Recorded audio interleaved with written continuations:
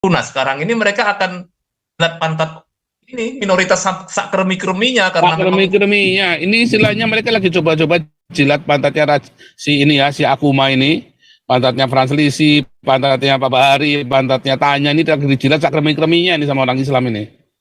Kamu kasihin aja kremi besok bawain tai begini nih, jilat nih, dijilat sama mereka. ya, pemilu ini semua Pak, pemilu dan pilpres itu sampai aja Februari nanti. Tapi setelah Februari hati-hati. Hati. Ini adalah Natalan paling aman, saudara ya. paling aman Pak. Sepanjang pasca reformasi adalah Natalan paling aman, saudara. Ya. Nggak percaya ya. Nah.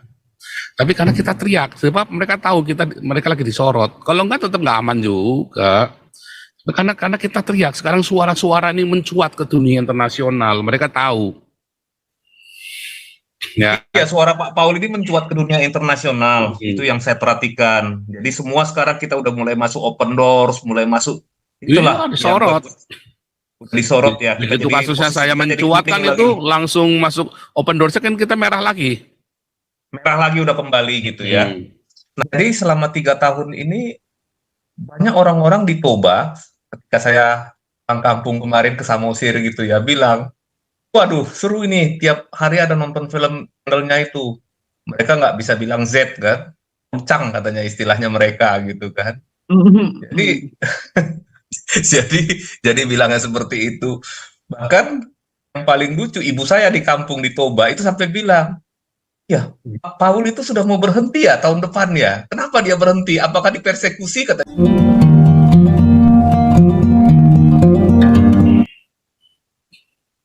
Ini Pak Paul, misalkan ya tahun depan kan Pak Paul kan memang kita sudah merubah visi channel ini menjadi visi apologet murni gitu ya. Tapi saya kira di tahun yang akan datang juga masalah-masalah apa namanya ya, hubungan antar umat beragama yang tidak fair seperti yang terjadi di sini itu akan terulang. Dan ini sekarang agak tenang karena mereka butuh suara orang Kristen aja untuk pemilu. Iya. Gitu ya. Agak tenang ini sepertinya. Waduh, kelihatannya berarti selama ini memang mereka nggak peduli Pak Paul dengan peduli. Kalau mereka peduli untuk menjaga persekusi bisa kok. Mereka nggak peduli, kenapa? Nggak mau tahu karena kan untuk menarik massa mayoritas dulu. Nah sekarang ini mereka akan lihat pantat ini minoritas sakremi-kreminya karena kremi-kreminya, ini istilahnya mereka lagi coba-coba jilat pantatnya si ini ya, si Akuma ini, pantatnya Frans Lisi, pantatnya Pak Bahari, pantatnya Tanya, ini lagi dijilat sak kremi-kreminya ini sama orang Islam ini. Kamu kasihin aja kremi besok bawain tai begini nih, jilat nih, dijilat sama mereka. ya, pemilu ini semua Pak, pemilu dan pilpres itu sampai aja Februari nanti. Tapi setelah Februari hati-hati. Hati. Ini adalah Natalan paling aman, saudara ya. Paling aman Pak. Sepanjang pasca reformasi adalah Natalan paling aman, saudara. Ya. Nggak percaya ya. Nah. Tapi karena kita teriak, sebab mereka tahu mereka lagi disorot. Kalau enggak tetap nggak aman juga. Karena kita teriak, sekarang suara-suara ini mencuat ke dunia internasional. Mereka tahu. Ya, suara Pak Paul ini mencuat ke dunia internasional. Itu yang saya perhatikan. Jadi semua sekarang kita udah mulai masuk open doors, mulai masuk. Itulah disorot. Disorot ya. Begitu kasusnya saya mencuatkan itu langsung masuk open doors, kan kita merah lagi. Merah lagi udah kembali gitu ya. Nah kemudian juga yang kedua, lepas ya namanya apologet ini kan tipenya macam-macam dan teologinya macam-macam. Oh sorry, bukan merah, udah oranye. Dulu kan udah kuning kita. Dulu kan kita kuning. Udah oranye lagi. Kalau merah itu artinya udah kayak di Afghanistan itu merah, Taliban itu loh. Itu merah. Iya. Kita dulu udah dikuningkan loh. Terus kita udah jadi oranye lagi sekarang. Ya, udah jadi oranye. Udah memang parah gitu loh. Udah parah Pak. Kemudian yang saya Cina lihat, kan oranye Cina, ya kan. Jadi kita setara dengan Cina.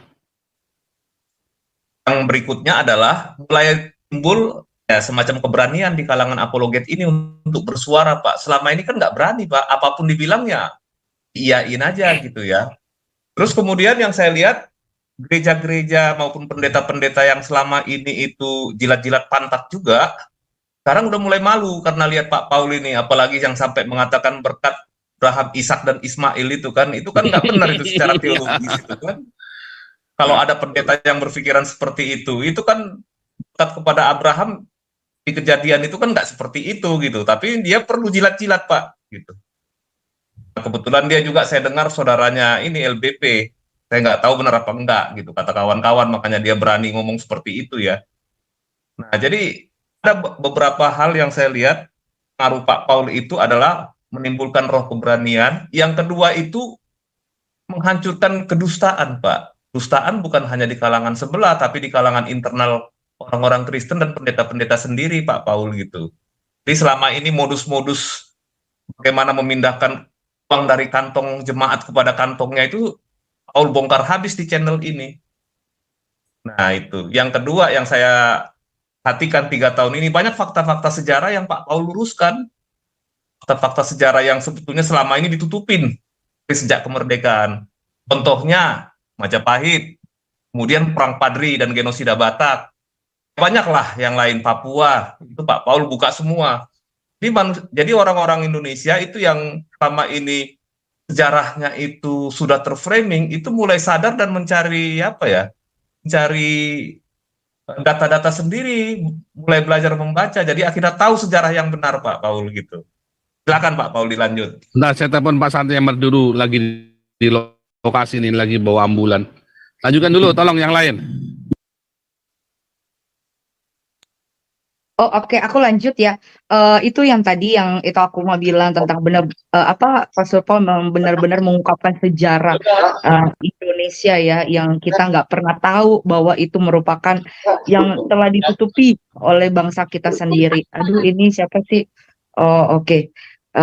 Nah, terus abis itu saya jujur aja saya sendiri juga ngasih info ke teman saya ya, ke teman kerja saya tentang hal ini, tentang Perang Padri, itu kan tentang Imam Bonjol. Kalau kalian nonton channelnya Sunnah Nabi itu dia ada bahas tentang yang Perang Padri itu, yang Imam Bonjol, bahwa Imam Bonjol itu bukan pahlawan gitu ya kan, genosida suku Bangso Batak ya.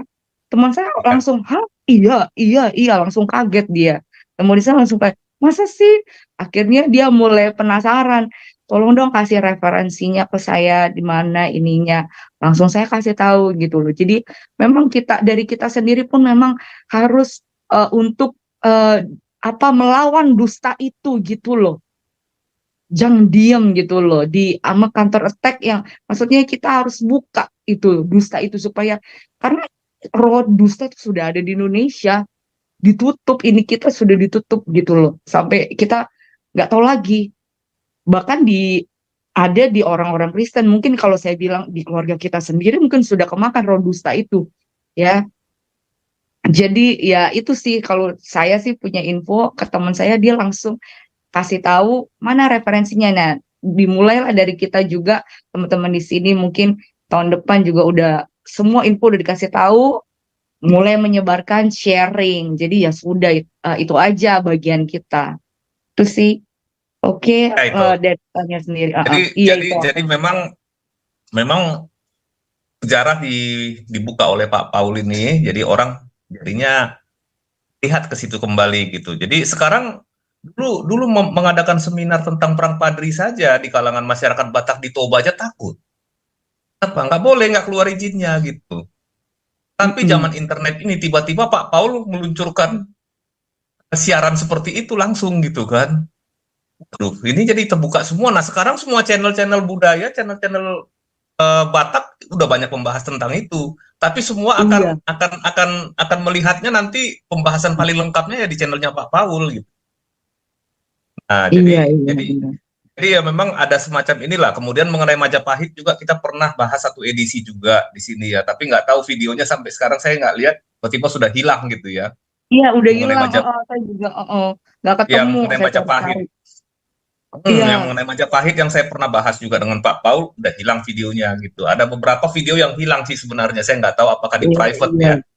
Iya, iya, iya. Nah, jadi selama 3 tahun ini banyak orang-orang di Toba, ketika saya pulang kampung kemarin ke Samosir gitu ya, bilang, waduh seru ini, tiap hari ada nonton film channelnya itu. Mereka nggak bisa bilang Z kan, Ucang katanya istilahnya mereka gitu kan. Jadi jadi jadi bilangnya seperti itu. Bahkan yang paling lucu, ibu saya di kampung di Toba itu sampai bilang, ya, Pak Paul itu sudah mau berhenti ya tahun depan ya. Kenapa dia berhenti? Apakah dipersekusi katanya begitu kan? Enggak, mau fokus dengan sekolah teologi dan ini dan penginjilannya, saya bilang gitu. Sampai ibu saya sampai ngomong seperti itu gitu. Itulah toh saking serunya gitu. Jadi di kampung-kampung itu bahkan di Wow, Lapo itu pada nonton acara Pak Paul ini tiap malam gitu. Sebagian gitu yang suka gitu ngikutin terus gitu. jadi terbuka pikirannya ya itu. Ya, ya, jadi terbuka pikirannya. Nah, ini ada Pak Robert. Ini silakan Pak Robert. Masuk. Oh iya, sebelum Pak Robert, sorry nih Oh ya, sebelum teman-teman. Pak Robert ya. Sebelum aku cuma ngasih tahu satu, jadi channel Sunadabi ini memang dia membahas tentang nggak hanya tentang sejarah Indonesia ya, diungkapin dan ada referensinya. Buku-bukunya dikasih tahu juga, ada yang dari buku Belanda, buku Malaysia. Jadi kalau kalian, karena ini channelnya ini kayaknya dia memang pernah bilang bahwa pemerintah Indonesia tuh memblok channelnya dia. Jadi kalian teman-teman yang punya YouTube, lokasi YouTube kalian diubah, jangan di Indonesia. Taruhlah di Amerika atau di Israel, dia langsung kebuka channelnya. Itu aja info yang saya mau kasih tahu ya teman-teman semua. Oke, lanjut Pak Robert. Merry Christmas, Pak. Merry Christmas, Tanya. Kau bilang kau menang debat lawan domba yang sesat. Kau bilang banyak yang tobat.